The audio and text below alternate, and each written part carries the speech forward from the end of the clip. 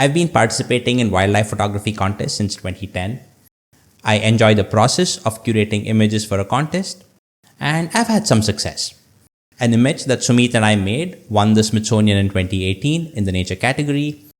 Some of my images have been special mentions in Sanctuary Asia Awards and Nature in Focus Awards. One of my images also won the macro category in Better Photography's Photographer of the Year in 2012. And back when Nat Geo ran their Photographer of the Year contests, a few of my images made it to the final round.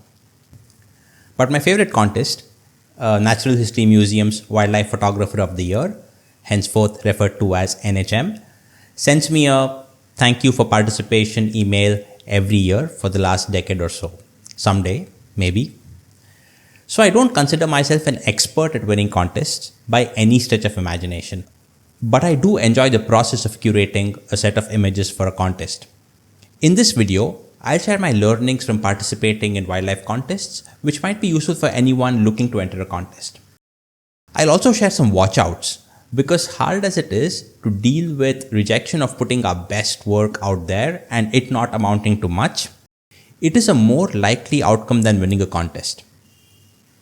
So I'm going to start with the watchouts first, but if you want to skip to the tips and learnings, go right ahead and choose the chapter as labeled below. So the first thing to consider before participating in a contest is subjectivity. Wildlife photography contests are highly subjective. Comparing an image of a serene waterfall to an eagle ripping a snake apart is tough, and yet wildlife photography contests have judges who often have to pick one to be better than another. I don't think there's an objective way to arrive at that. The subjectivity also extends far beyond image types. Judges also have personal preferences influenced by their experiences and interests. If a judge loves snakes, snake photos might get more attention than elephant photos in that year. In some contests, this subjectivity is amplified because the initial selection is made by editors and curators, after which a panel of judges evaluate the images.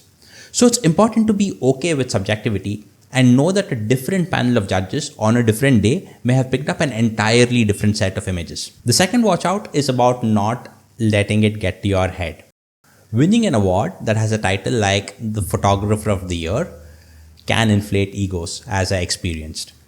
And this made not winning a contest very personal.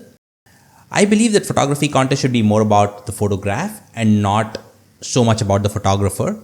So I consciously say this photo won instead of saying a photographer won, because when we celebrate the photograph, we're sharing the credit with the circumstances the photo was made in, the element of luck, the subject in the photo, the elements of nature, and the guides and naturalists who were there when the said photo was made. So over the years, I've developed a more balanced approach towards contests thanks to making this distinction. The third thing to consider is rewards. I try not to do it for the prizes because while it is nice to win, I participate because I enjoy the process of curation.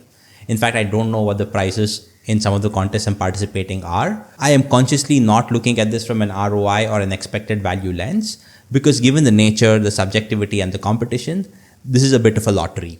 Moving on, here are 11 learnings I've had, which might be useful tips for anyone looking to participate in wildlife photography contests. Some of these are counterintuitive, especially the one on why we should be spending more time photographing lizards or why we should be looking for subjects closer home. Images that look great on a wall are not necessarily the same which win a contest. When I'm in the field, I am optimizing my time for photos that I can hang up on a wall. Photos which are timeless, have an artistic value, though they could be something common like elephants walking across a grassland. Photos that win contests, while they're artistic and aesthetic, they are also a rare natural history moment, or a conservation story, or a really unique perspective. While I'm okay to hang a portrait of a lion on a wall, a lion portrait that may win a contest is something like this, which I may not want to hang on my wall. Barring this one image, which has won a contest, my folders for printing on a wall and contest entries are almost mutually exclusive. Just because it is rare for me doesn't mean it is rare for the panel of judges who are looking at it.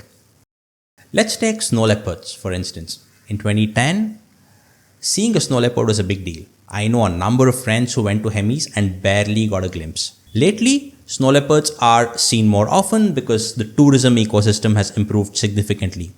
So while I hope to see my first snow leopard next year, and that is going to be epic for me, everyone else is also getting epic shots of snow leopards every February, and all of these shots are making their way to contests. Same with the melanistic black panther that was seen in Kabini till a few years ago. Rare as it is, in an Indian forest, at a point in time, it was probably the most photographed cat in India, making it probably the most widely entered leopard in photography contests too. The folks judging a contest know about sightings and seasonality just as well as we do. So if I had to optimize for novelty and standing out in the clutter, I'd rather not enter a rare wildlife sighting that year, because all photographers would have flocked to photograph that rare thing.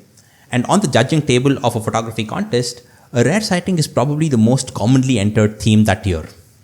I try to photograph more lizards, even though I am petrified of them, because it is harder to get a contest-worthy image of a tiger than it is to get a contest-worthy image of a gecko. This has nothing to do with the photo at all, as much as it does with image fatigue. Much like our social feeds, the judging panel would also have their social feeds full of tigers, elephants, and other commonly photographed subjects. If a wildlife photography panel needs to award a tiger image in India in the portrait or in the behavior category, that image should have nothing short of the tiger doing ballet or Bharatnatyam or both, or have something as rare as this, a tiger eating a leopard. So I'm not saying don't enter a tiger photo to contests. I'm saying if we have to, then we need to find a really unique perspective, or story, or behavior. And this one is a hard pill for me to swallow too, because here's a collage of photos that have won awards for me. They are lemurs, lizards, flamingos, bats, and whatnot. But not tigers, elephants, or giraffes or leopards, which is where my time is skewed heavily in favor of, the megafauna and the big parks. So while I enjoy trips to photograph megafauna, I've come to accept that I'm doing it more for photos on a wall or my own portfolio and not necessarily contests. I curate for each contest separately. I go through category descriptions and rethink what my submissions might be. Animals in their habitat is a common wildlife category, and even though the category is called the same across contests, some contests look for a stronger habitat story and some look for a stronger presence of an animal. So I actually change some of my submissions based on which contest I'm entering them for. I also curate my set for a particular judging panel or a jury. I look up the kind of work they've done and see if they're common interests or habitats that we worked in. And though they may have seen a wide range of photos from that, I think they'll have a soft corner for their area of work. I also go through the category descriptions and notes from the jury, if any. NHM puts this out at the start of a contest, and it gives me a good sense of what they're looking for and where their minds are at, and I sort of start from there. I'm deliberate about which contest to enter, since each of these, apart from the entry fee, also involve a lot of time and effort to put together a set of images for submission. There are some contests that reward portraits more than other types of images, and I have no issues with that, except it's not best suited for my kind of photography. So I stay away from these contests. My preferred style is wider than portraits, so I tend to participate more in contests that reward storytelling in an image than portraits. I also pick my categories deliberately. I think a little bit about competition and choose the categories where I'm most likely to win. A category like portraits is likely to be crowded. So I think of which other categories I can send entries for. If an image can qualify for more than one category, I put that in the category that is likely to have the least amount of competition. This image of the toad-headed agama, for example, while it can qualify for both habitat as well as behavior, I tend to put it in behavior more often because I think that is a leaner category in terms of competition. I save my best images for my favorite contest, which is the NHM. While all contests say that you can enter images that have won in other contests, I'm not sure if they'll be happily accepting them. I think novelty matters to a contest. This is also why most contests, including the NHM, ask for images that have been shot no longer than 5 years ago. So I first send in my best images to NHM, and all other contests get my images a year after NHM has rejected them.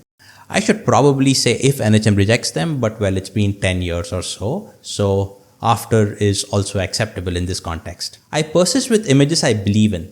There are some images I really like, And while they haven't made it to a second round in any contest, I keep sending them back because I think the photo is something that tells a very unique story from a habitat I love, or it's very typical of my style.